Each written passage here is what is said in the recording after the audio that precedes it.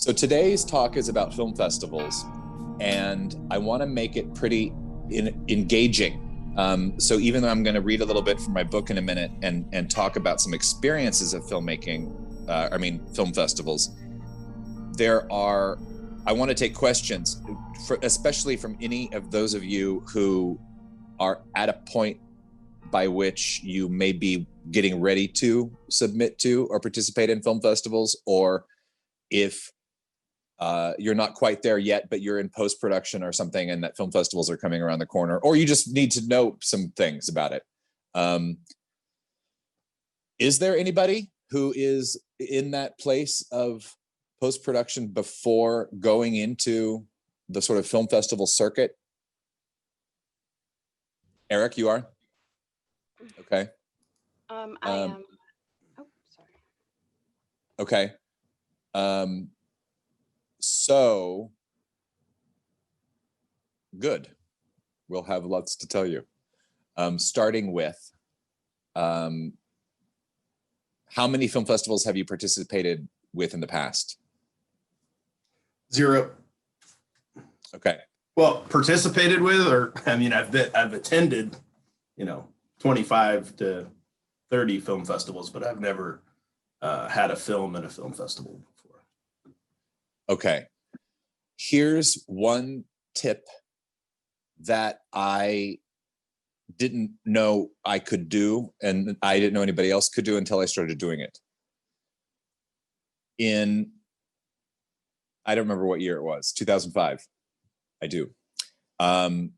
My film Firecracker was the opening film of the Chicago Underground Film Festival. And Roger Ebert had written a full-page review, love letter, essentially, about the film before the opening. And I think the Music Box Theater seats at least 1,000. It may seat more than that, but it's a huge, massive theater, and it was sold out. So if the film festival was charging $10 a ticket, they were probably charging more.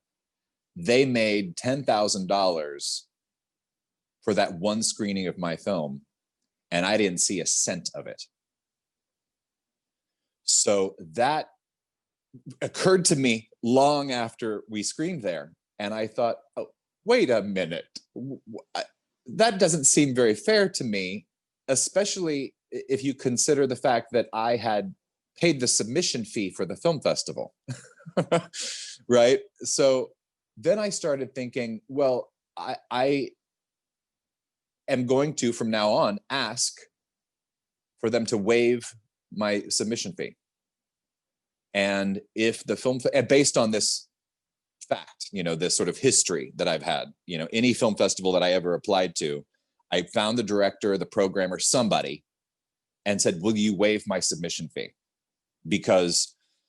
Or if you won't waive my submission fee, I'm happy to submit. I'm happy to support your cause, your festival, your group, your, all of it. If you split or give me the majority of the ticket sales for all of my screenings. And they will likely never want to do that, and instead will then agree to waive your submission fee.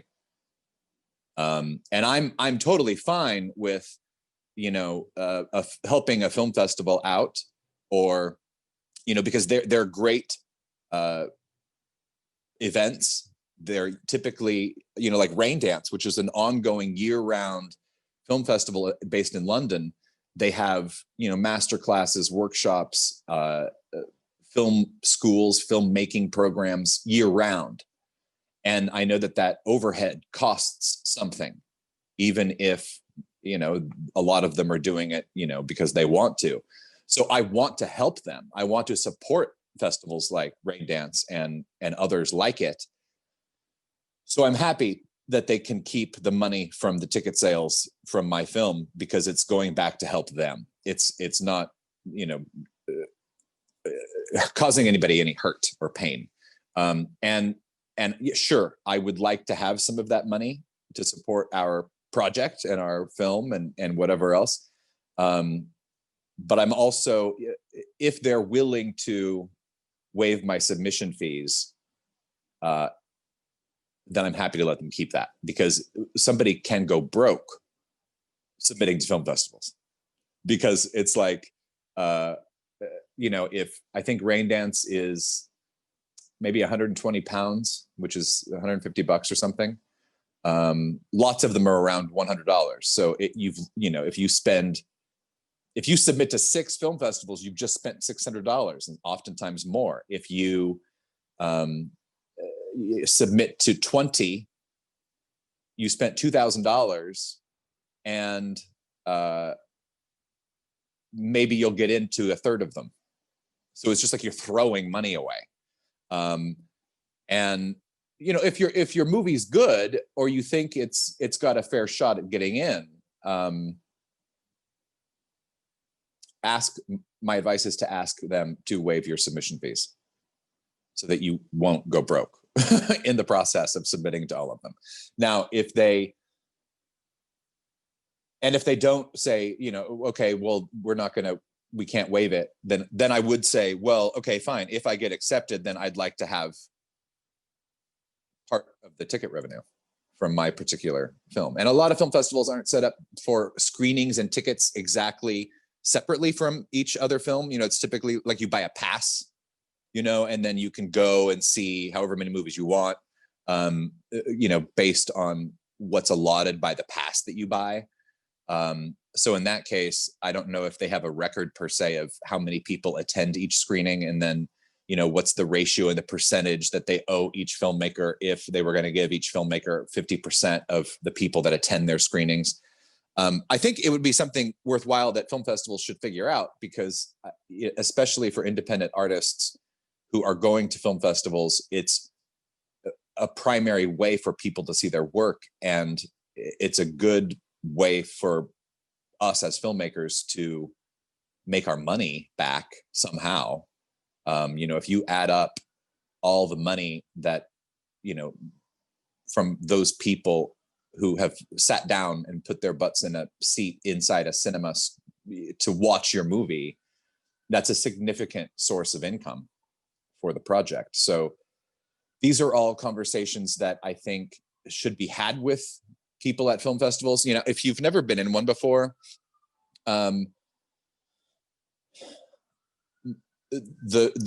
aside from that, the other sort of topic that I would want to talk about is a lot of it is really under the table and in back doors.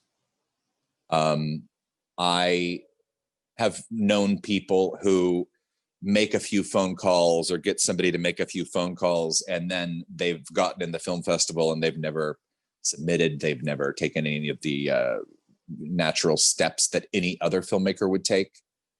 So I feel like a lot of filmmakers blindly submit to places. They use Without a Box or Film Freeway, or they fill out the thing on the website and they just send their money in, and they hope that they'll at least get shown to the right people at the festival.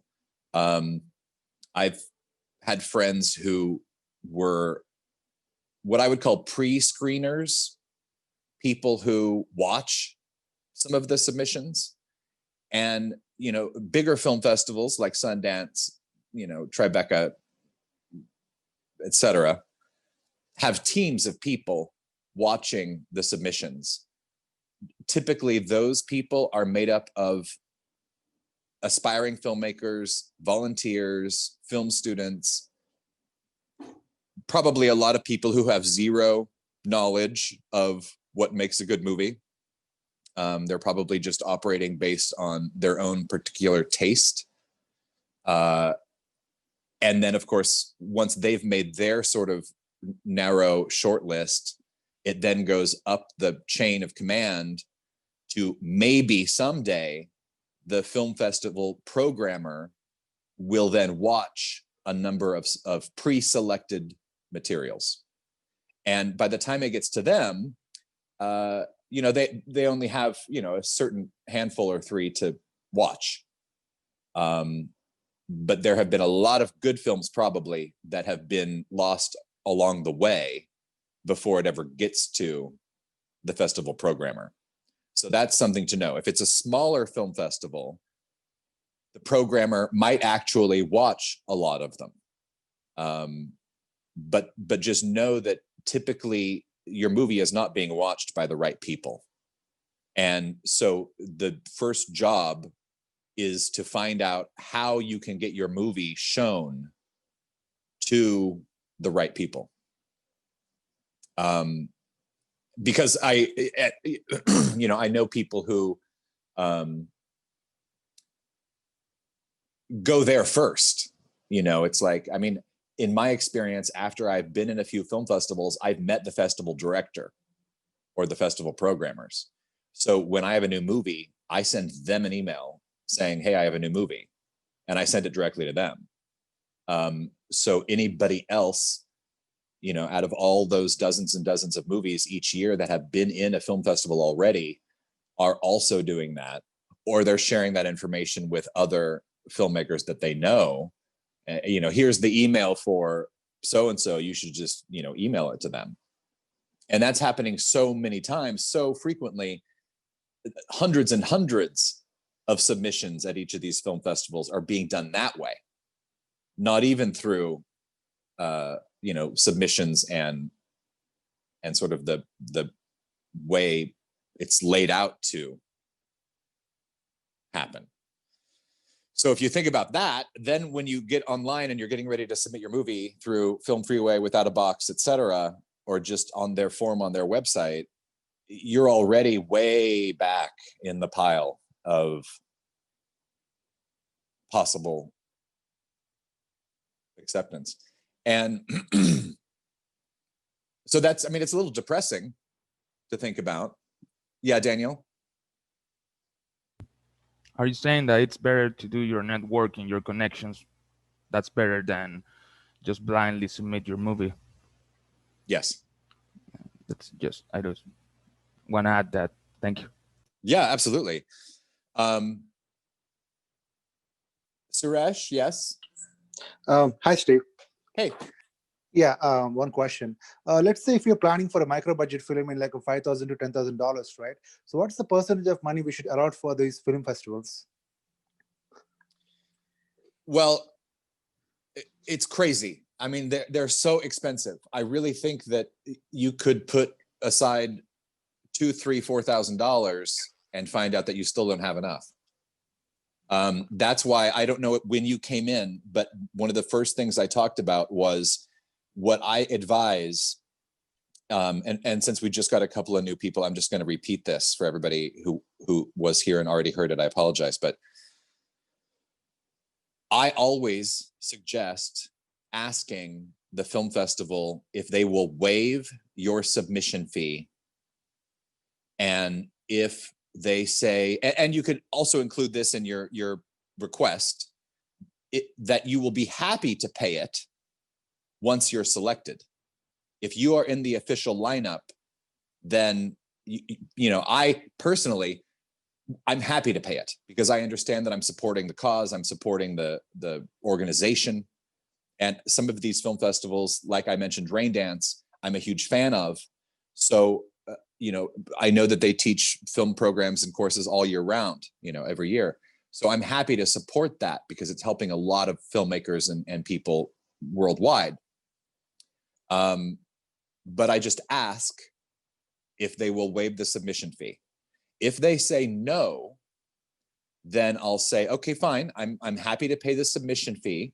Then if I'm accepted, I want 75% of the ticket revenue from the amount of money tickets purchased to my screening. And oftentimes, because of the way that they handle selling, festival passes, they can't really do that easily in their accounting. So they will probably say no. If it's at Raindance, you have to purchase tickets through the cinema. So if the View Piccadilly in London is the sort of their version of AMC. So, it's like the theater itself is selling tickets to your show. You know, they have 200 seats in the theater, and you go and you say, I want to buy 10 tickets. They know exactly which movie, which, you know, theater, which time of day you're purchasing those tickets. So if the film festival is set up that way, then it is very easy for them to know exactly how much ticket revenue has gone to your exact screening. So in that case, then I would ask for a fraction of that. I mean, you could be, you know, less greedy and just say 50-50, I'd like to split it with you. You could even be less greedy than that and say, you know, I'd like 30% of the ticket sales from our screenings. There's no rule, there's no right or wrong way in there. You know, however you want to negotiate it. But that's what I would suggest to them if they made me pay a submission fee, if they refused to budge on that. But I would certainly ask, because otherwise you could easily spend thousands of dollars submitting to all of these places blindly. And, you know, if you get accepted at half of them, you've just thrown $1,000 in the trash, which is ridiculous. There are some film festivals that don't cost $100 to submit to. I don't know which ones off the top of my head, but there are some, you know, it's like $25, $30, maybe $45, $50. And sometimes there's the early bird submission fees, and there's those, you know, it's not as much or whatever, but still it adds up, you know, $40 here and there and $75 here and there, it adds up. So that's why I just ask, you know, hey, would you waive it? And then if you got in, you know, pay it. You know, and tell them that you'd be happy to later on. So that's what I have to say about just the submission process. But for the others, two of you here or so that came after I said this, my film Firecracker opened at the Chicago Underground Film Festival in 2005 and made that film festival around $10,000 based on the ticket sales for that one screening. And when I started thinking about that, and I started thinking about all the cinemas that I've either been in, and there have been a packed house for all of my films all across the globe, had I gotten that ticket revenue, it could have, you know, I easily could have made the money back from what we spent on the film. You know, I could make another movie based on just that ticket revenue. So it's important to think about. How many of you? Oh no, Daniel, go ahead. Just interrupt me. I wanted to talk to you one-on-one after the meeting. Sorry. Oh no, Yeah. that's fine. But anytime, Sure. if you have a question or anybody has anything, just interrupt, because I want this to be more conversational, less like a lecture, and just more conversational. If you have questions, let me know anytime. So I am going to read you this story from my book. Some of you haven't, some of you don't, but you need to if you haven't gotten it. Filmmaking Confidential, which is available anywhere paperbacks are sold and also on Audible. This is a very controversial article, and you'll know why after I finish reading it. Well, you'll know why when I tell you the title. The Sundance Disease. My dislike for Sundance has nothing to do with the original message of Sundance. I genuinely think Robert Redford had a great idea. The original concept is beautiful and very valuable, celebrating filmmaking and filmmakers of all sorts. But in recent years, it's distorted beyond recognition. Sundance is now a gargantuan disease infecting the world, and it's time to confront it. We can no longer be in denial. The first cases were diagnosed in Los Angeles, leading the CDC to theorize that neither Robert nor Park City, Utah, was the source of the disease. I interviewed a studio executive suffering from the disease. Said individual stated, "You are nothing unless your film is shown at Sundance. If you aren't in Sundance, you must not be a real filmmaker." All other research indicates that most films accepted into Sundance have, in one way or another, been financed, produced, or planned by a company in the industry. What happens to the real independent film? What happens if one doesn't surrender? The same thing that happens to people in our culture that don't fit the mold. They are exiled. They are called freaks, which reminds me of the scene in Freaks, one of us, one of us. Have you been in contact with the Sundance disease? How would you know? Here are signs to look for. Common symptoms include confusion and general disorientation, characterized by a preference for freezing temperatures, deep snow, and high altitude, instead of warm waters, white beaches, and the mild climate of Cannes in May. Preoccupation with Sundance participation on the part of the inexperienced public who have no knowledge of important festivals such as Berlin, Toronto, or South by Southwest. Industry wannabes who insist that missing Sundance dooms a film to second-class status. A secondary infection of the disease is the marginalization of all the other festivals. It makes all the other organizations less important. Oh, you got into Cannes? Too bad you weren't accepted into Sundance. Slamdance started with good intentions and challenged the bureaucracy of Sundance. Now, Slamdance has developed symptoms of the disease. And if we aren't careful, it will spread to Slam Dunk and all the other dances. Remember what happened to Lap Dance? At this rate of infection, we'll be looking at Trauma Dance to predict the 2006 Oscar nominees. We'll have forgotten all about the Independent Spirit Awards. The disease is as contagious as SARS, and like SARS, there is currently no known cure. But if all independent filmmakers fight together, we can stop it from killing us.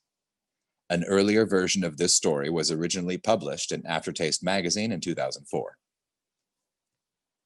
So that's my very controversial article that I have included in my book because I thought it was pretty relevant, not just about what we're experiencing. I mean, this book was written primarily before COVID, but certainly timely. It seems like you predicted COVID. Well, do you not remember SARS? Yeah, of course, but now COVID is the most famous SARS. So Yes, exactly. it Well, sounds SARS like was, well, it's like Sundance is COVID.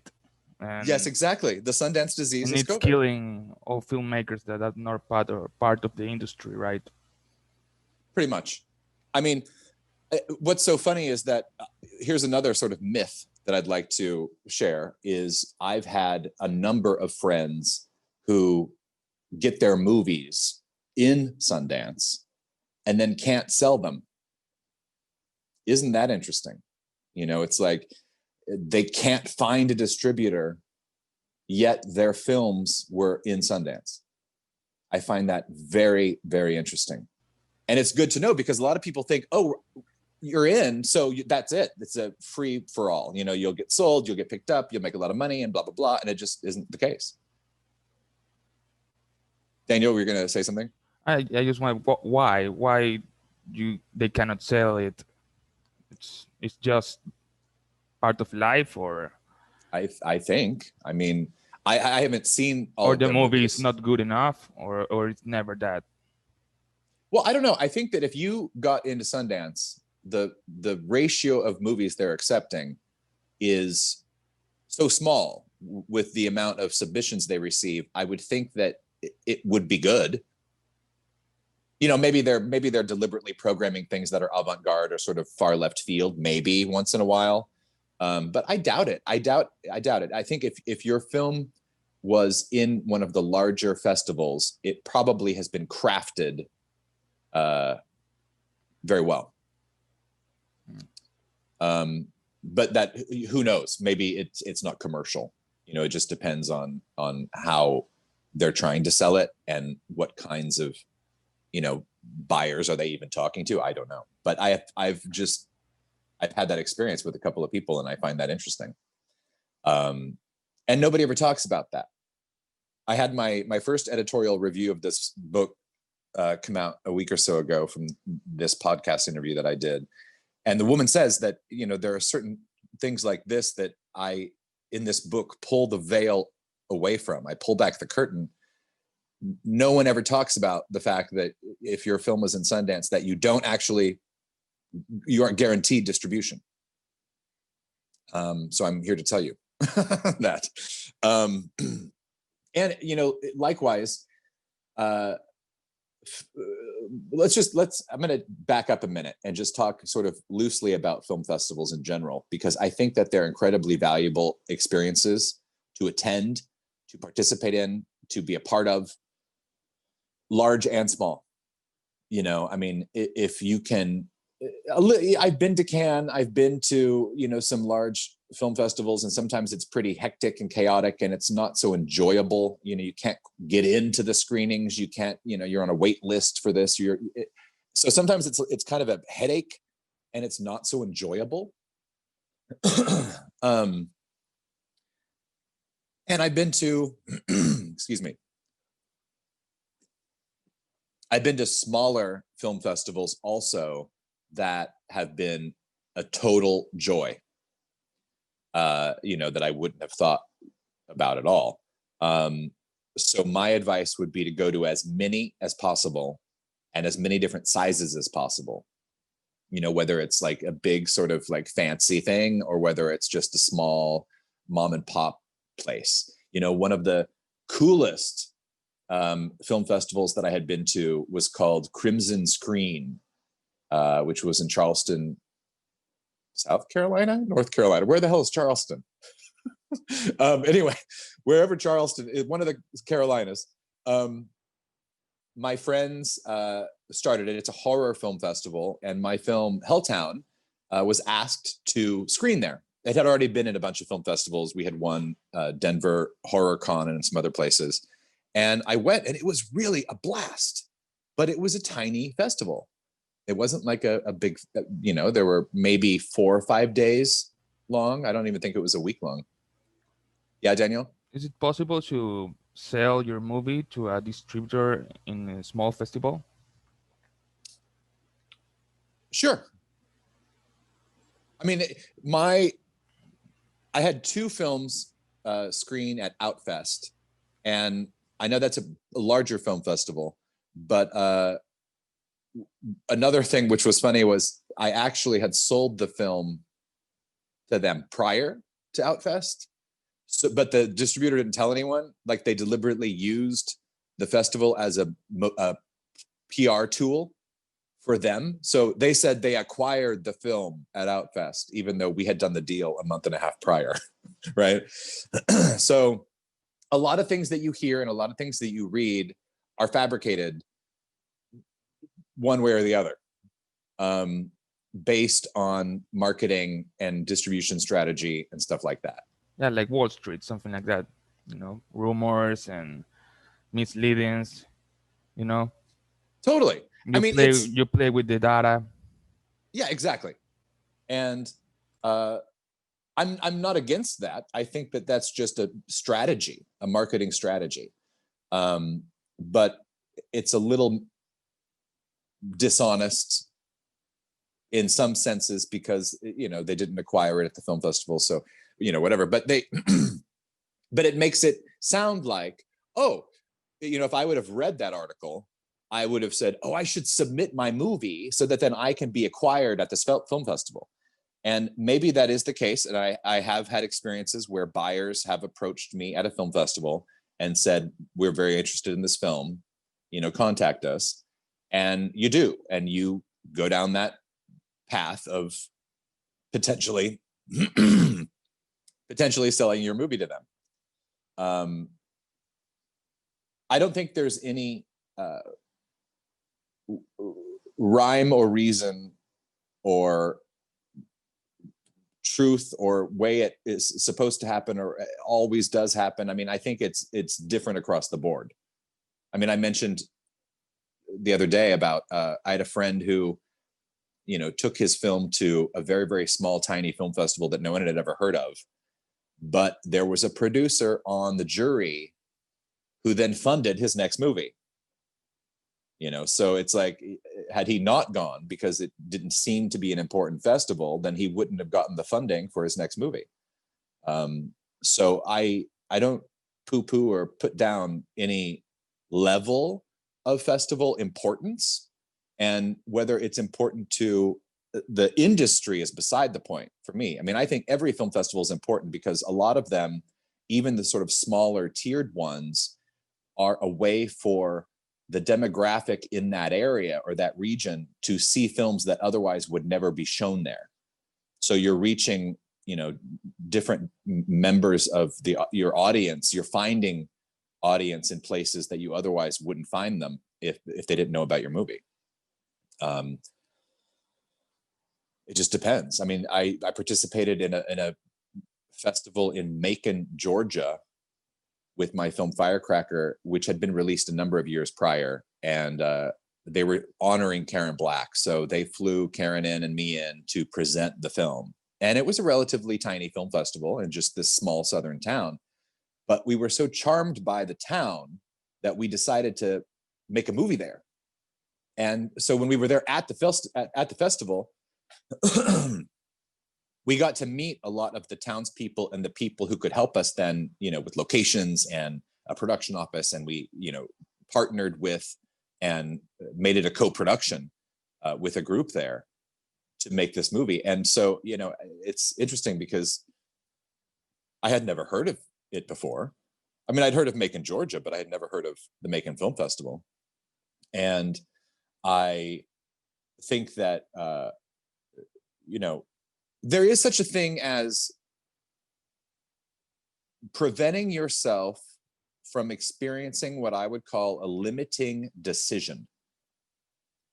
So a limiting decision is something where you've made a decision about something, and that decision will probably limit you from an experience. Does that make sense? I'll give you an example. So when I published my book, wanted to send it to a famous actor. And I thought in my head, we have a mutual friend.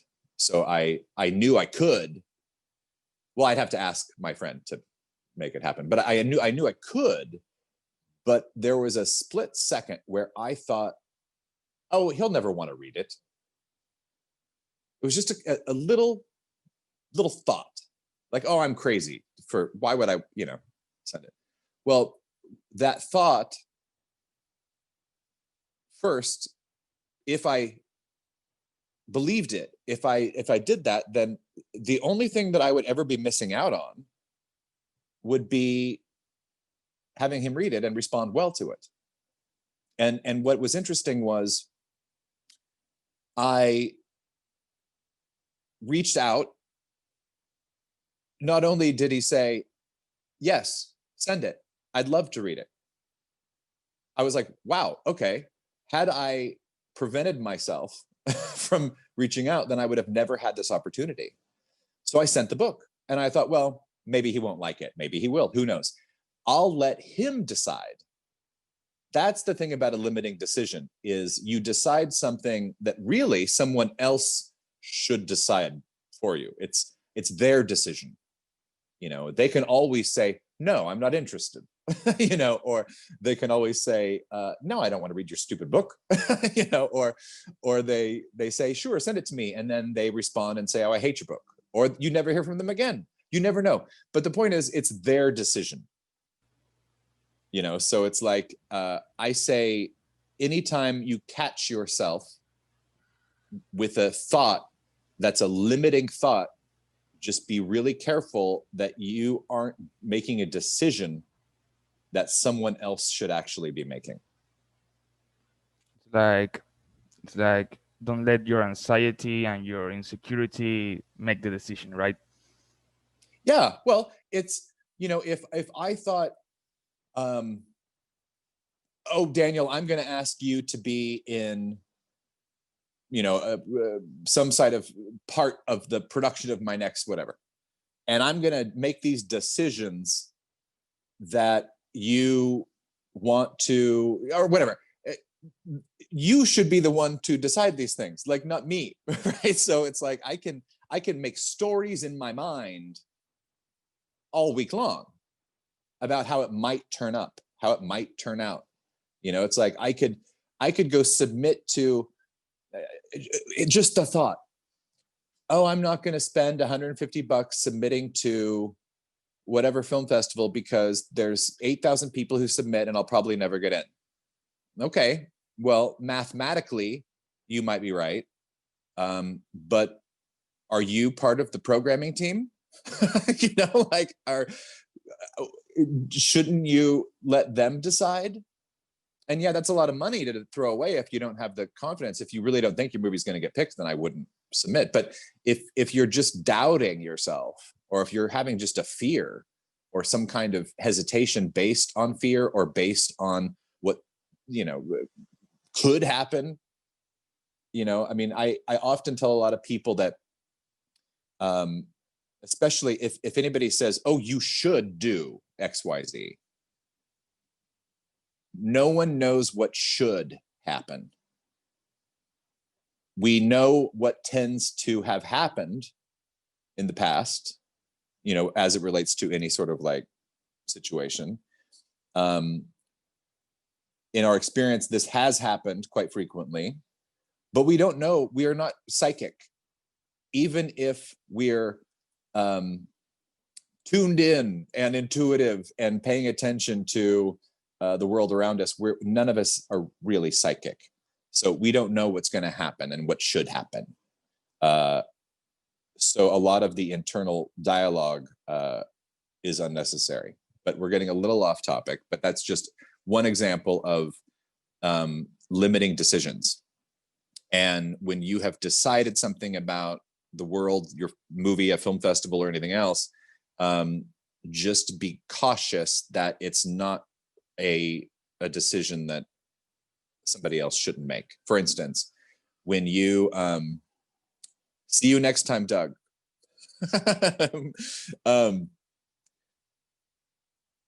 Ask, you know, if you write up if you say, I'll never get to the film festival director, you know, personally, that's a thought already. That's a limiting decision. It's a limiting thought.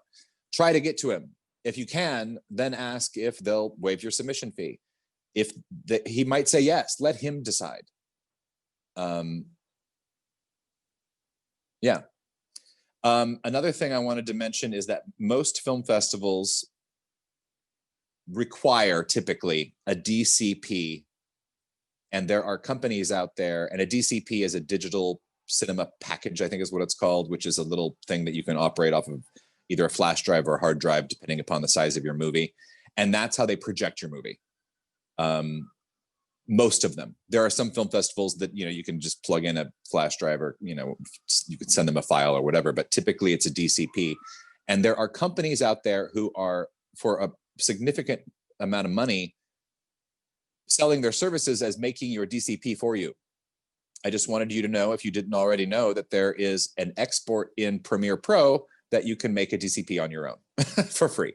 I just wanted to make sure you all knew that, because it used to cost, you know, a few $100 to get somebody to make your DCP, if not more. And one of the updates happened a couple of years ago, and I just sort of stumbled upon it and realized that I could export my own DCP from my own computer and just put it on a hard drive. And sure enough, when I sent it to the theater, it worked just fine. So that's something to know. Does anybody have any specific questions about film festivals or your particular part in what you're dealing with or about to face with film festivals in general? Who first? Okay. Daniel. When do you think the festivals will go on again because of the pandemic? Well, Rain Dance starts next week in London, and it's both live and online. So you can go to the cinema to see a movie, and you can also watch it at home. And here in LA? I don't know. I'm not so familiar with the annual, yearly, you know, when Outfest I know is in June or July or August. It's in the summertime. I think Shriek Fest has already happened this year also. but I don't know sort of when does, when are the other film festivals happening, but I wouldn't be surprised if, I mean, a lot of even Outfests that happened this year were at drive-ins and really cool venues. I had a friend who had was the camera guy, the cinematographer for a couple of films, and when he went to them, he said that one of them was in this sort of like huge courtyard and this beautiful outside projection, and it was set up, and the sound was amazing, and it looked amazing, and one of my other favorite film festivals in the entire world is the Salento International Film Festival in Italy. And Salento is in the heel of the boot. And we went in, I think it's in October or November each year. And the festival is in this old medieval fortress. And the screenings happen in the courtyard of the fortress. So you're outside. There's no roof because you're outside, but you're surrounded on four sides by this structure. And on one end of the courtyard is the screen, and it's an enormous screen. And it probably seats, I don't know, 500 or 600 people. It's pretty big. And the sound is amazing. It was incredible the way that it just sounded in there, even though it was outside. And then, places like that, easily, because they're outside already. I mean, first of all, the phase 3 vaccine trials have been underway for quite some time. Remdesivir, the drug that's the antiviral to be used to treat COVID, was approved by the FDA 2 days ago. So in about a month or 2 or 3, it'll basically be on its final stages and be over. Yes, because the other day I saw the debate, and according to Donald Trump, it's basically around the corner. The vaccine, and it's around the corner.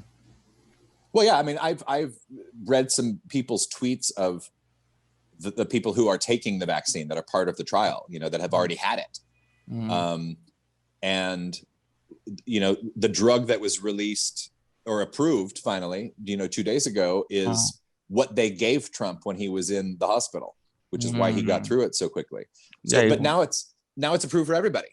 So if you got sick and were in the hospital, they now have the FDA approval to administer this medication to anybody.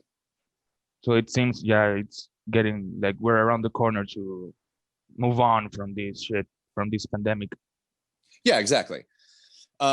So, I mean, for instance, I directed a movie last winter that's in post-production, and we're nearing our final phases of color and titles. And, once those are done, then the film is complete. So I'm looking at, submitting and getting ready to strategize my film festival plan with that film next autumn.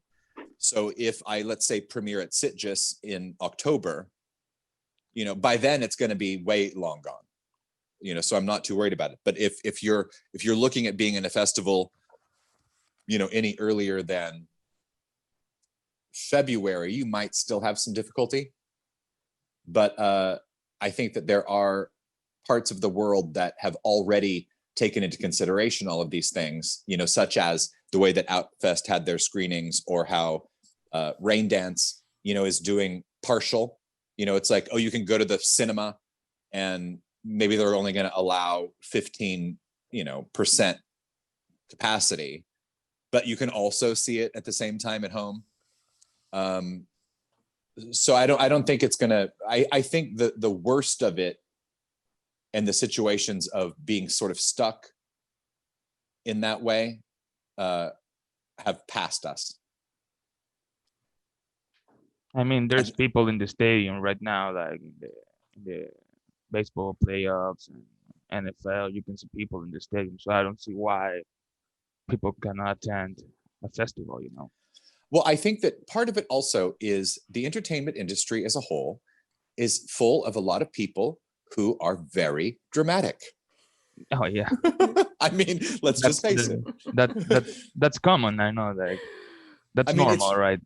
Yeah, it's crazy. Earlier, a couple of months ago, I participated in a panel talk where I listened to Christine Vachon, the head of Killer Films, and John Sloss, the attorney in New York City, who is also a sales agent, talk, and the language, the way that they were speaking was like that they lost a limb, you know. And what's so interesting is I caught it early on. It's a linguistic problem. That's interesting. And, you know, when somebody, never once did I hear in the news or the media or a podcast when someone would describe this temporary challenge. You know, they would always say this challenging time or the new normal. Well, no, it's a temporary normal. You know, never once would the word temporary be expressed. And so what the dramatic thing came from all governments too. Like Merkel was comparing this pandemic to World War II, and I was like, "What? Really?" No, it's all of it's dramatic. I mean, really, it's World War II. You know, 6 years of war and Hitler conquered Europe. Are you talking seriously? Like, right? No, I know. There's right. yeah, and two atomic bombs in the, by the way, too. So. Right. What no, I know. Right. It's ridiculous. But I think that Hollywood in general, what I'm saying is they tend to be dramatic. So, oh my God, we're going to have to shut the theaters. We can't go to the movies. You guys, it's just a movie. You know, it's not like you've lost a life. You lost a screening. You only lost time, and time it's eternal, you know. Exactly. And for independent artists, it gives us a good moment to think about how to strategize what we do to stand out differently. Stephanie, do you have a question? Yeah, okay. I did. And it goes back to that thing, that digital cinema package. You know, I got so confused when I was even trying to read and follow when they were talking about how filmmakers have to change the format of whatever they had from whatever equipment. You know, and when you're looking at the different kinds of things you can start with or start playing with, starting from either very old, cheaper broadcast things to the newer consumer camcorders, to the phones, and to the, who knows, the black magic cameras and stuff like that. Whether, is there kind of a general statement, no matter what you filmed it with, no matter what kind of recording that you have, you can always run it through some kind of program to get the DCP that you need, so that I don't have to go crazy, because who could follow all that stuff? That was no, it is crazy. And you know what I do is hopefully find somebody who can just take care of it so that I don't even have to think about it, because truly it will give you, I mean, it gives me a headache. So I understand what you go through. But just in terms of when they have to, sometimes they say, well, we have requirements as to how you even give it to us. But is the general rule that it doesn't matter what you recorded on, somebody can change it? Yeah. Or you can change it. You can change it. There's something, because I saw even things online where they said, here, use this link to change it here. Yes, and be careful, because sometimes those people are, like I mentioned, selling their services for something that you could do at home. Okay, so we don't have to kill ourselves trying to, you just pick whatever equipment you can find, you do it, and then you worry about that other stuff later. Yeah, you can always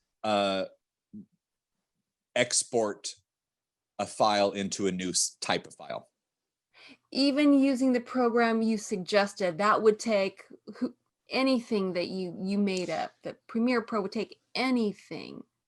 Or something you have access to would take whatever you recorded with. Yes, I personally am familiar with Premiere Pro, and so I can't speak about the other platforms or other systems. But when I do, like, let's say I've finished editing my movie, no matter what it was shot on, could have been shot on anything.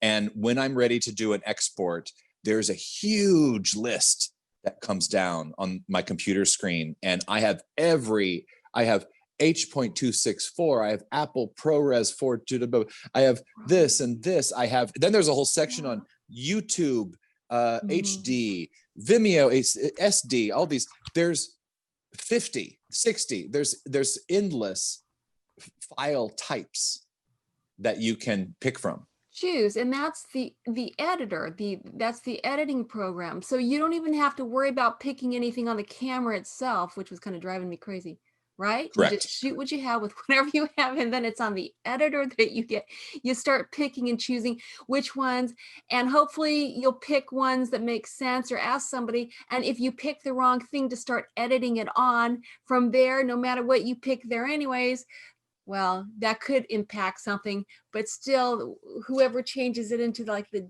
DCP can modify it from there, albeit it may not be the better one if you had chosen something else on the editor itself, right? No, I don't know. I think it's just fine. I think that no matter what, like the film festival could ask you to send them any kind of file.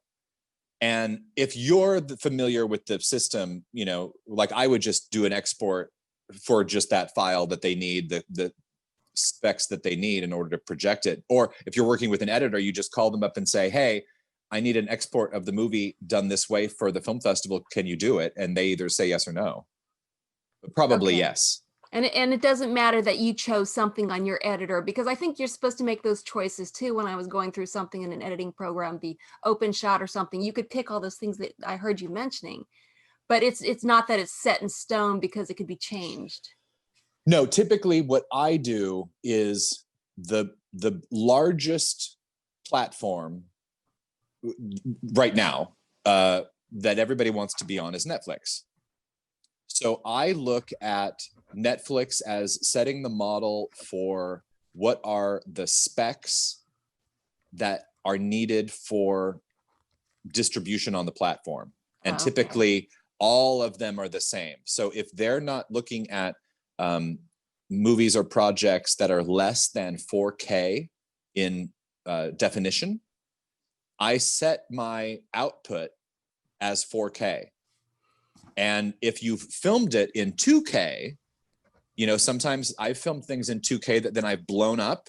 Like in this, you know, like let's say I have some drone footage and it's shot in 2K, but I blow it up to 4K and you don't really notice that much. I mean, it might be a little soft, but it's not really that big of a difference. And so typically I shoot in 6K and then we output it in 4K. But you know, once we make some of those decisions when we're editing it based on the distribution, not necessarily the film festivals or all the different export ways. But yes, essentially you can shoot it on anything with any. Now, if you've shot it with super low resolution and you try to blow it up to a 2K version for a film festival or something, it's going to look a little funny. But I think it's hard. I mean, on your phone now, it's 2K or 4K. You know, if you get a camera, most of them are already 4K when they capture footage, if not higher. But I saw that on those Netflix specs, I saw their list of cameras, and they said for the most part, they're looking at I mean, those are like the 4,000-6,000 and higher cameras. They're not your phone, although they kind of make this exception saying, well, you know, we could like accept it. But well, I know that you would be filming on the more expensive cameras, but when they put out that list for those cameras, those are like $4,000, $6,000 minimum cameras. Yes, and I do want to answer this because it's important, but then I want to get back on topic for film festivals. but this is important because I had this discussion with my cinematographer who he fights this all the time because the camera doesn't make the image look good. The person operating the camera makes the image look good. So, you know, if you didn't know how to operate the Red Dragon and somebody just said, here's the Red Dragon, go and film, it may not look very good. Right. But it's the Red Dragon, you know, and Red Dragon's on their list. You know, and so it's like you could also take a camera if you are really, really talented as a cinematographer. You could take any camera and do what you need to do to make it look great. And then you tell Netflix it was shot on the Red Dragon, they would have no idea that it wasn't. You know, it just Okay. depends. It depends on if the person operating Right. it is talented and knows the thing, then that's Okay. all you need. And so Okay. I would never go and buy an expensive camera if I didn't know how to operate it. And because I don't know how to operate it, I'm going to work with my cinematographer and he's going to operate whatever camera he feels comfortable with. Huh. Okay. All right. Thank you. Sure. Daniel, were you going to jump in and say something, or were you just agreeing with us? I was just agreeing. It's like, Okay. I don't know, I always tell it's not the car, it's the pilot in Formula One, you know? Yes, that's And true. everybody talks about, oh, they have the better car, but without Lewis Hamilton, the car won't go on, man. It's the same. Exactly. Yeah, exactly. Okay, so let me read a little bit more from my book about film festivals, and then we'll talk a little bit more. This was about, this is from the chapter, What Film Festival Premieres Mean, just for those of you who may or may not know. One of my consulting clients recently asked me to help her clarify the difference between the various types of film festival premieres in order to help her analyze her film festival strategy. She asked, what are world premieres as compared to, say, regional and or local premieres? More specifically, can I have a local premiere or a US premiere before the world premiere, or is there a specific one that is supposed to happen first? Filmmakers and the media throw the word premiere around so often in the film world, I can understand how it can sometimes be confusing. We're not talking about the red carpet premieres that a major studio might have in London, New York, or Los Angeles that have nothing to do with a film festival. Those types of premieres are usually held for publicity purposes to kick off a global theatrical release. At film festivals, when you have a world premiere, that means it's the first time your movie will screen publicly in the world. Some film festivals only accept films with world premiere status, such as Sundance. If you have already screened at another festival prior, you could be disqualified from participation. Some film festivals do not require a world premiere status. It's important to know their rules before you submit your movie. I advise people to submit to the festivals that require a world premiere first, because you can always submit to the other festivals later. Likewise, there are festivals that require a country or regional kind of premiere status. A US premiere is the first time the film screens publicly in the US. A NYC premiere means it's the first time the film is screened in New York City, and so forth. So the next chapter or two go into, my consulting client asked me if there was a Chicago Film Festival that ran in October that was a big deal. That probably was either the Chicago Underground or the Chicago Film Festival, both which are decent, good-sized theater or good festivals. But there's an LA festival that wanted to show it that happens the week before the Chicago Film Festival. So I said, do both, because, you know, don't tell anyone in Chicago that you've, you know, screened a couple of weeks prior in LA. You know, you could still say that your world premiere is in Chicago and then just sort of keep the LA one sort of under the radar if you want, or something like that. And it wasn't a big deal, but I wanted to get that in before, you know, we go in a few minutes, because the idea of having the premiere status is also very important to various film festivals. So if, let's say, and I made a stupid mistake one year, there was a film festival that required a world premiere, and we got in and they wanted to have the film, but I had already committed to showing it a month or so prior at another film festival, which was also a pretty good deal, but I was disqualified from the second film festival because we'd already screened it. So my advice is, after I learned that lesson, I paid more attention to it. But, you know, if you're submitting to a festival that you could submit to anytime, do that later. You know, first submit to the ones that require a certain type of premiere status. And typically, you know, if, let's say, you're in a film like Sitgis or Fantasporto or PFAN or any of these other places. A lot of other festivals, the smaller sizes, you know, in the sort of regional and other tinier film festivals will invite you. Like they'll just get a list of all the films that were in, you know, the bigger film festival, and then they'll reach out to you and say, we'd like to invite you to come screen your movie, so you don't even have to submit to them. So that's something that's worthwhile to do.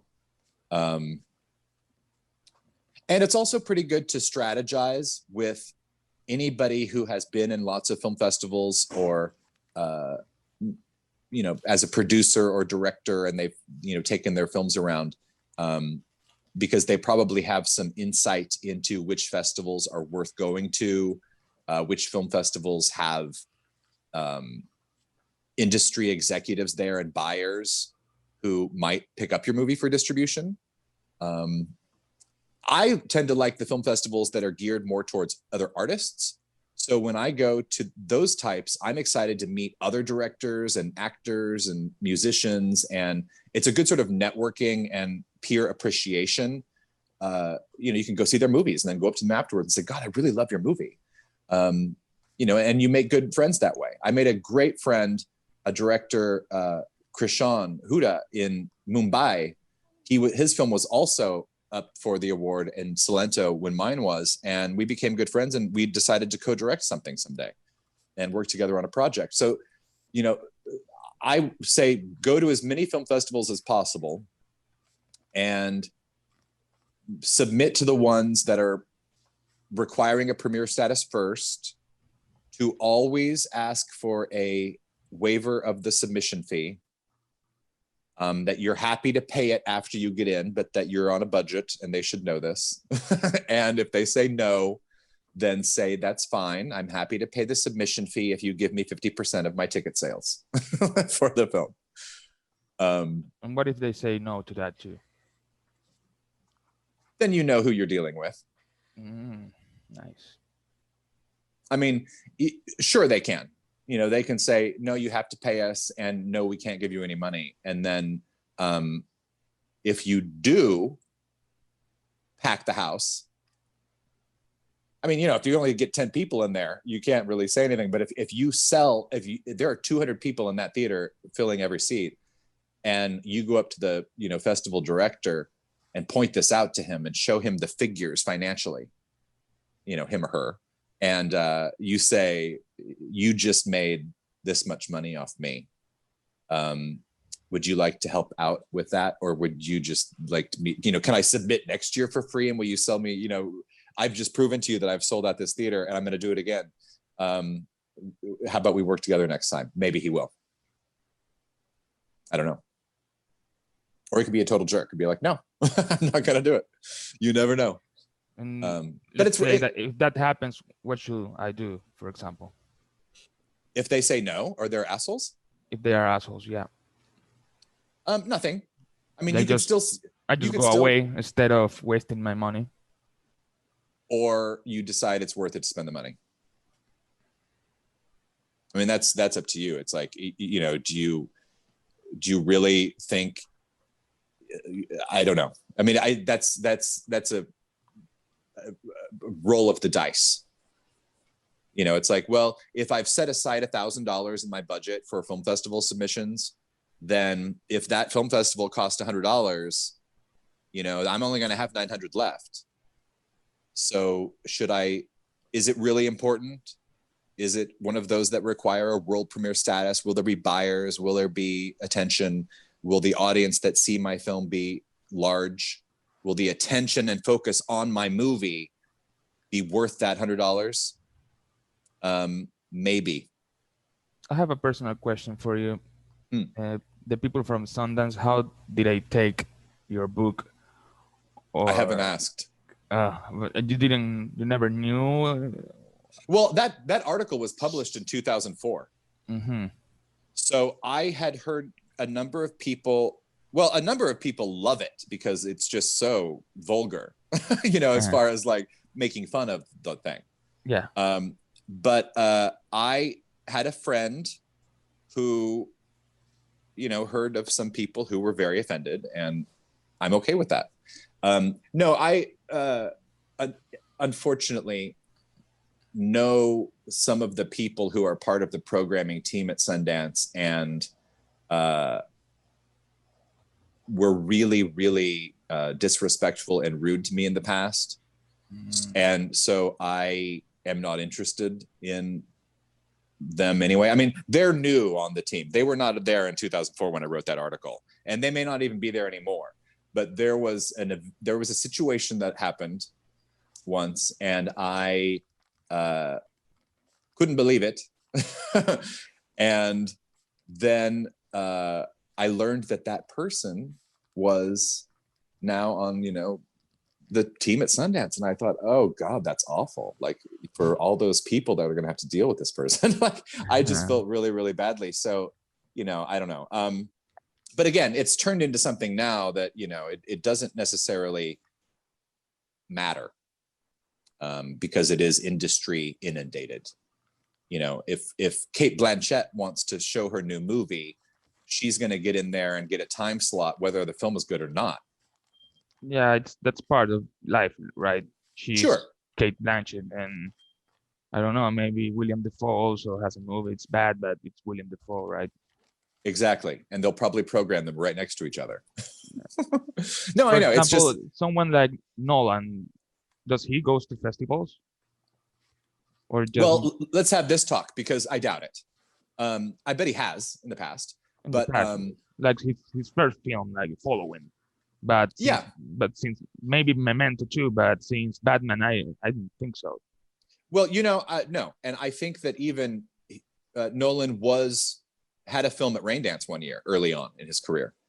But here's the thing. So when you make a movie, there are different strategies for what to do with it afterwards. One part is go to the film festivals, get some acclaim, get some reviews, maybe get some awards, get some notoriety, get some following, you get some market data.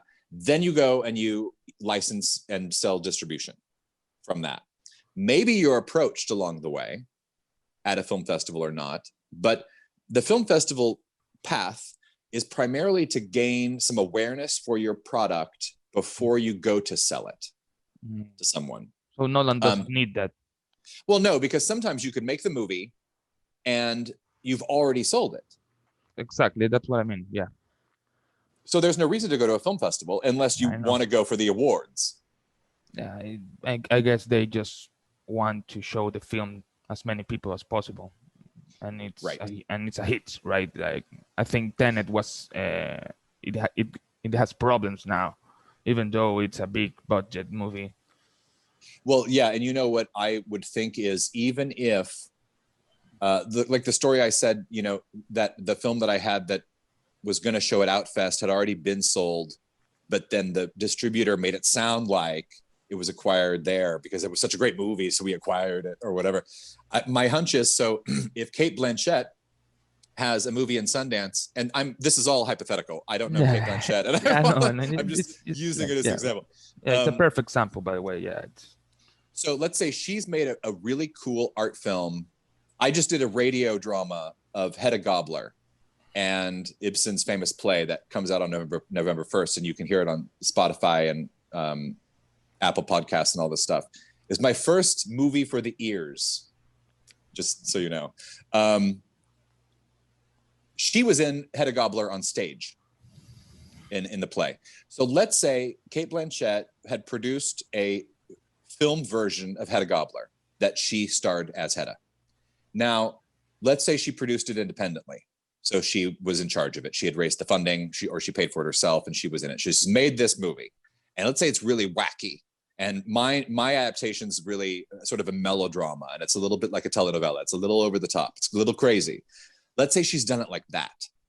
So she's going to probably approach distributors who simultaneously get in the back door at Sundance so that the film will show at Sundance as publicity for the release of the film, that the company needs the Sundance, laurel on the front of the poster so that people will see this crazy movie that Kate Blanchett's in, because, you know, if she just releases it on their own, or they go out and they release it, people may not be attracted to it because it's really wacky or it's really crazy.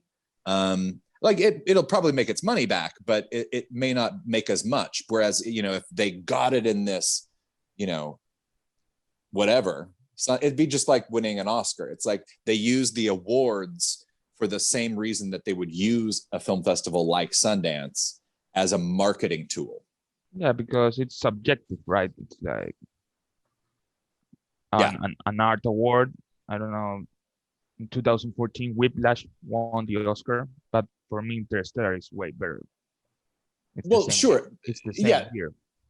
Yeah, exactly. It's all, you know, in a couple of weeks, I'm very excited. I haven't picked the date yet, but Sally Kirkland is Best Actress Academy Award nominee, Golden Globe winner. And the year that she was nominated for the Oscar, she won every award for Best Actress. She beat out all. Which movie was it? The movie was called Anna. Yeah, I know which one it is. And she won the Critics Awards, the Golden Globe, every single award, the Independent Spirit Award leading up to the Oscars. And at the Oscars, Cher won for Moonstruck. And if you compare the two performances, it was almost like they were giving Cher a consolation prize. Okay, that's business, right? It's part of life. Yes, it's political, it's business, it's, you know, and maybe Cher did get more votes, but the actual voting hand, you know, that cast the vote, you know, it's all a crapshoot, even though Sally, anyway, I was excited because we haven't planned it yet, but I'm having an interview with Sally Kirkland for this meetup group in a couple of weeks. So we're going to talk about that. So you'll have to come and, yeah, thank you. It's in this group? In this group. Oh, nice. That's good. I will be there. Great. It's still, like, for example, Stanley Kubrick never won an Oscar. Or my Right, favorite, Andrei Tarkovsky, never. And that's my favorite one. Maybe because he's Russian, I don't know. But he never won an Oscar. I think Tarkovsky's films were under appreciated until later. I mean, I don't know. I love him too. He won the Palme d'Or. Yeah, you know? yeah. With So Stalker, I think, or I thought it was I think he did win with Stalker, but I think he also won with Sacrifice. Oh, Sacrifice is it's my favorite movie. It's the best movie ever made for me. It's amazing. As a total aside, you're gonna love my new movie, which is called Alchemy of the Spirit, because it's like Tarkovsky and Bergman had a child. Nice. Those are the best me. ones. From Bergman, Tarkovsky are like the best ones. I don't know. Yeah, but anyway, neither did Hitchcock. Didn't get nominated for an Oscar either. Yeah, exactly. That's what I mean. So I don't think I'm going to, based on that that knowledge. But you never know, man. You never know. And fads change, times change. I think that the awareness of, you know, cinema and, you know, Citizen Kane was the #1, you know, film year after year after year on the list until suddenly Vertigo was, you know, and different times. Yeah, exactly. And it will be, Orson Welles has this fame of being an asshole. Right. So who knows, you know, and so does Hitchcock. I mean, yeah, he treated Kubrick was, well, like Kubrick also was like heavy stuff, you know. Yeah. I said this the other day about Kubrick, and I'll say it again now. I think the reason why he did 100 takes of every shot was because he didn't know what he wanted.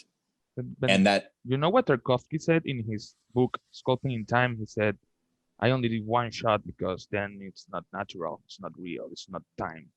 Mm-hmm. That's different ways, of course. Tarkovsky is way better than Kubrick, by the way. For example, Solaris is way better for me than Space Odyssey, even though maybe the cinematography of Space Odyssey is better, but the story of Solaris is way better. Well, sure, and I think that, but even then, it's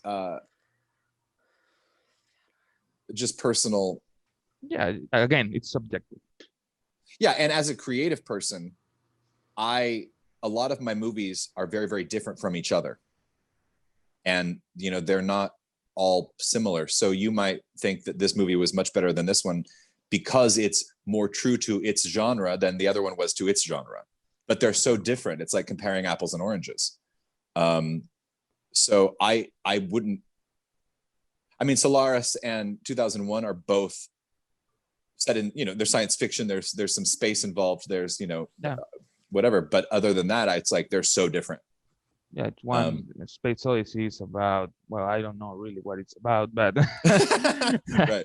but Solaris is about this guy that goes there and tries to understand what's going on in Solaris, and now appears. It's all about psychology. That's why I love it. So Dostoevsky, psychology, like Yeah. it's all about what's going on inside the minds of the characters. So that's why it's so awesome. It's that the principle of any story should be that psychology. I don't know, because he's Russian and he loves Dostoevsky, and in his books, in Tarkovsky books, he always talks about Fyodor all the time. Like, yeah. And I love him too. For me, Dostoevsky is the best novelist ever. For me. While okay, it's again test. We're getting okay, and it's also we've run long now, but I want to say one more thing about all this, and then why don't we just email, because I wanted to talk to you about yeah, give me your contact in the chat, and I will give you now my contact. Well, no, send it to me because I'm on my phone. Send it to me through the meetup. Okay, I got you already. I looked for you. I will. Okay, great. Okay, great. Does anyone have any other comment or question that they want me to address about film festivals in general this week? Okay, so our next talk. I have last one. Okay. Will film festivals die in some way, in some point, or I'm just being okay? No. Way too dramatic. You're way too dramatic. Yeah. But also, there's some ones, like the Coney Island Film Festival, and certain other festivals that are so much fun that they'll continue to be fun and people will still go to them. A lot of the bigger film festivals are multi-million-dollar organizations at this point. I mean, I guess so. If they charge every entry, now calculate, of course, it's a good business, right? Well, and not okay. So you've spent $150. Yeah. Submitting to this film festival. 10, 15,000 people have also spent that same amount of money. That's what I mean. That's what I mean. You only have to do the numbers. Exactly. Then they sell passes. Of course. For the festival. It's hundreds and hundreds of dollars. Then they sell, VIP passes and tickets. And it's frustrating again that the business guys are doing the money instead of the artists. Exactly. So maybe it's our fault because we don't know about doing that. We don't know. We're creative people. We just care about the story or the filmmaking in case. And I'm more a writer, more a storyteller. I'm just starting in screenplay. I just write, and now I'm here in LA looking for the person that I can tell my story and we can, make a connection and try to work on, because I don't see myself as a director, not yet. So I understand that, and I love teamwork, and I might be the only artist that likes sports because I like teamwork and I like competition, but not that much that I like, of course, a story, and that's a book, that's a film, that's anything. A story, it's like the oldest way of art that we human beings have, and I don't think people understand that. I think people they don't think about these things, but it's important to know that since we were in tribes, there was some artist that stood up in middle of the fire and told a story. So that's storytelling. Absolutely. And now we have cinema, audiobooks, and anything, but still it's the same concept. You cannot keep going without understanding the pure thing of this. That's what I think. So absolutely. Steve, on that note, may I ask a question? Yeah. So I was thinking how you said that Sundance kills a lot of independent filmmakers, okay? And I was wondering if you had any advice in the world of COVID that we're now living in, which ones in a virtual world do you think would be more beneficial to enter, given that, you said a lot of the things that revolve around it are physical, like I've met you, I know you, all that, like, what would be your advice to an independent filmmaker in the time of COVID? Which film festival to enter? There's the temporary answer, and then there's the long-term answer, which is, I don't remember when you came in. I saw you coming in and I just hit the thing, but I can't remember if it was before or after I said the thing about the vaccines and the remdesivir or whatever the drug was that was approved by the FDA 2 days ago for treatment. I did. Oh, okay. So, and that Rain Dance, which starts next week in London, is both virtual and in person. So you can go to the cinema just like you normally would any other year, but then you can also be virtual. I think that if you are submitting to a film festival now, by the time that film festival is going to be operational and showing movies, that the pandemic will be over. Okay. Because, for instance, like I'm finishing up the movie we shot in Maine right now, and let's say if I get that finished in the next month, and I'm submitting to film festivals for a premiere next October, I probably, even if I finish next month, if I started to submit to a film festival that happened in June, I think would be the earliest that I could then submit, because the submission dates, by the time the submission dates close for a film festival, it's usually, or when they open, the film festival is usually like a couple of months, 2-3 months later than, you know, when the festival dates close. So if I have missed the closing date, you know, for the submission period, then I'm going to have to wait for either next year at that particular film festival, or I'm going to have to find another film festival that has a later submission deadline. Right. And but what I think I'm asking is, do you think that given the time that we're living in, that they are more open to receiving virtual submissions, which of course they are, but I mean, maybe, so I basically was focused on Sundance when I first came into this industry, or what we're doing now, because that was, like you said, it's like the disease. It was like the number one thing that I was like, all I heard was Sundance. Now I have realized that they kill independent filmmakers' dreams through learning through you and also researching other things. But I'm wondering, wanting to submit a film, is there any advice that you have to give on which film festival during this time period is probably the more beneficial one? And I don't know how else to word that. That's what I'm trying to ask. well, I think any of them, but if you were to submit to a film festival today, that film festival is not going to happen for 4 or 5 months. Okay. And there won't be a pandemic then. Okay.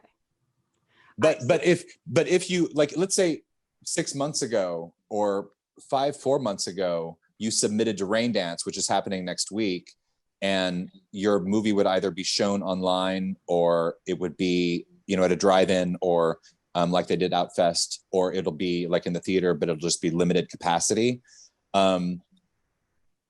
You wouldn't have known that was going to be the case 4 or 5 months ago. So I mean, you can't, there's a submission period and a delay between the submission deadline and the festival. So if you can't just get into a film festival next week, is what I'm saying. And I think that every film festival is worth going to at any level, whether it's, you know, the top of the top and it's very, very expensive to get in and participate in, or if it's like the mom and pop run film festival in the middle of nowhere that you've never heard of. Both of them will still have very interesting events, movies, things to see. It just depends on what your tastes are, whether it's like a genre specific type of film festival. Like if it's a horror themed film festival, it's not my cup of tea, but if If you like that, there are lots of those that you can participate in as a viewer and watch them virtually now. And when I wrote the article in 2004 about the Sundance disease, you know, it was a metaphor. Like, I'm making fun of it. Oh yeah. I don't think they're out to, the organization isn't out to hurt anybody. No. It's just that what they've done is, because they have turned it into $1 billion organization, the interests of keeping it $1 billion organization are not made in the same way, and the decisions aren't made the same way as they used to be. But there's better ones. There are better ones now for uncovering new Sundance independent. Sorry for interrupting you. No, tell me. Sundance is just for famous people?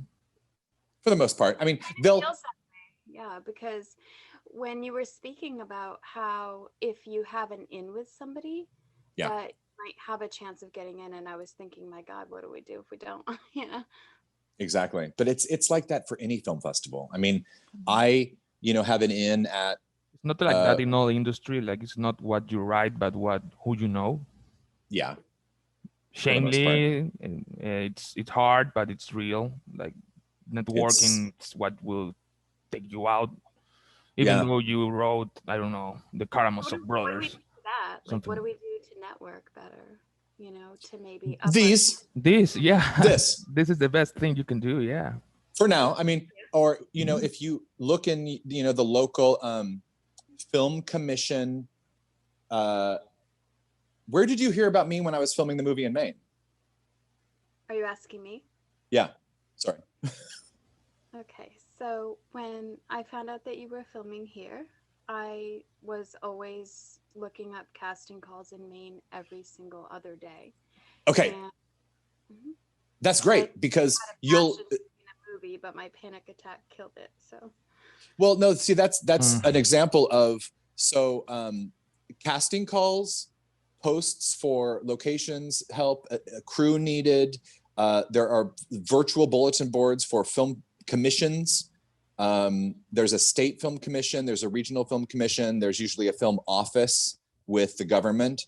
And typically those people know what's happening in their area or their region at that time. So you can find out, and then you can go and meet those filmmakers.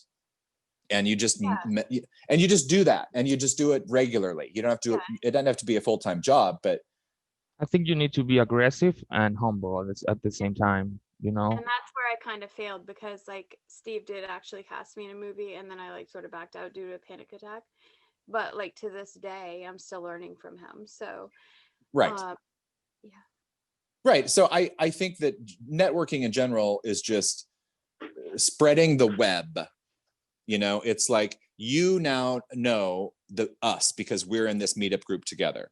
Well, that's just one of these fingers. You still have to approach the other directions also, because you never know like where they're going to clink up, and it's like, oh, I know this guy who knows this guy who. Exactly. Yeah. That's the thing. Yeah, exactly. You never know when is your big through, Well, and let's say you have one, I've had half a dozen of them, but there's still other ones, and there's still like other things, it's like, it never stops. I heard a great interview yesterday with Ethan Hawke on Fresh Air, talking about, it's like, once you think you've made it, you'll have a surprise when you realize that you haven't yet. But Steve, and it's Ethan Hawke, right? Right. It is Ethan Hawke. Everybody knows Ethan Hawke, I think.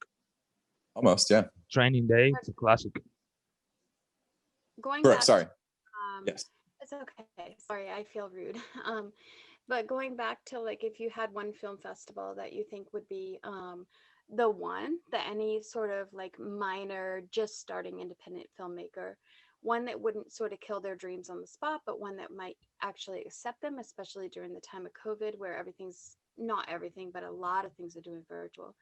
What one would you, from your intelligent mind, what one would you think would be the best one to bet on? It depends on the movie, and it depends on what you want out of it. I don't think that I can answer that for myself. If you just want exposure,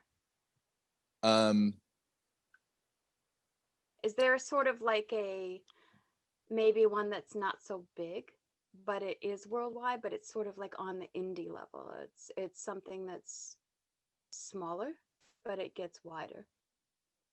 No, I think that either it's a big festival that gets wide exposure, or it's a smaller one that does not get as much exposure. So I think if exposure is what you're going for, then that's going to dictate one of the big ones. If it's not exposure that you're going for, then it can be any number of ones that might lead to exposure, but not at first. And there's any number of them. When I think about a film festival, I think about it from the sense of two aspects. The most important aspect of making a movie is licensing it so that there is an audience to see it and that you make the money back that you've spent on making it. So the film festivals that can help me get to that point are one of my top priorities, whether that's big or small. If there are buyers. What are those ones? Any of them that are happening in conjunction with a film market. So for instance, the Cannes Film Festival in France, which is a big one, is happening at the same time as the Cannes Film Market, which films from around the world. Yeah, and it's the largest film festival on the planet, and but they have so many different parts of it. You know, they have the first-time filmmakers section, which is called something. They have the director's fortnight. They have the, you know, the main Palme d'Or. They have the other critics week. They have, you know, all these aspects that aren't that hard to get in, some of them. And anybody can have their film shown at the Cannes Film Market if you just book a screening time. And what's funny is that Is there a price for that? Did you say Like, price? What is it? Yeah, what does it cost? It's expensive. I don't remember, but it's on their website. Okay. To submit, yeah. If you were going to be part of the market, all of the theater screens have already been assigned. So you would have to, you know, sign up with a sales agent who would then give you one of their screening times. When my film shown in the Cannes Film Market, Lloyd Kaufman gave me 3 of his screening times that he had already booked the previous year. But what's happening is that in the world of Cannes, France, all of the cinemas that are showing the films from the festival are also showing the films from the market.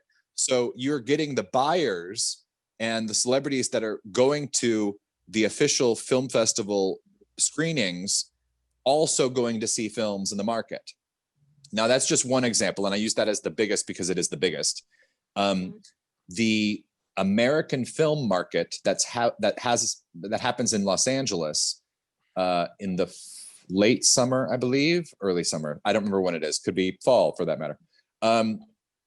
I don't know if there's a film festival that is happening at the same time.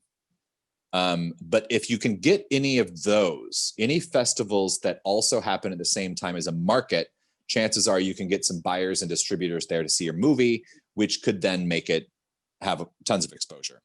On the flip side, if your purpose, because the other part of the film festivals that I like are meeting other artists, meeting other filmmakers, meeting other directors and writers and musicians and all that. I love it. And I love seeing their work and I love collaborating with them later on. So those festivals aren't going to help me sell my movie, but they might be, you know, yeah. And so those I might, you know, go to like Rain Dance or Coney Island, or there was one in New York called Vision Fest. I don't know if it's still around, but it was pretty great. There are too many of those. Those are every mid-range cool hipster film festival. But are they beneficial? Huh? Are they beneficial, do you think? Oh, always. They always are. And it was like the story that I told about my friend who was the director who screened his movie in a film festival that was the tiniest place, the smallest thing. Nobody has ever heard of it. And yet he'd met a producer on the jury at that film festival who got along with him, and then that guy funded his next movie. So incredibly beneficial for him to have gone to that, even if nobody had ever heard of it. And when he told me the name of it, I have already forgotten because I'd never heard of it. So yeah, I think go to as many as you can, for sure. Okay, thank you. Absolutely. Okay, I'm going to sign off now. We went way long today, but I just, it got exciting there towards the end. So it was just the four of us. So I decided we'd just keep going. So I hope to see you guys again soon. And I hope this was helpful. Yeah, amazing. Well, have a good rest of your weekend, and we will see you soon. Reach out anytime. Okay. Thanks, Steve. All right. Bye. All right. See ya. Bye.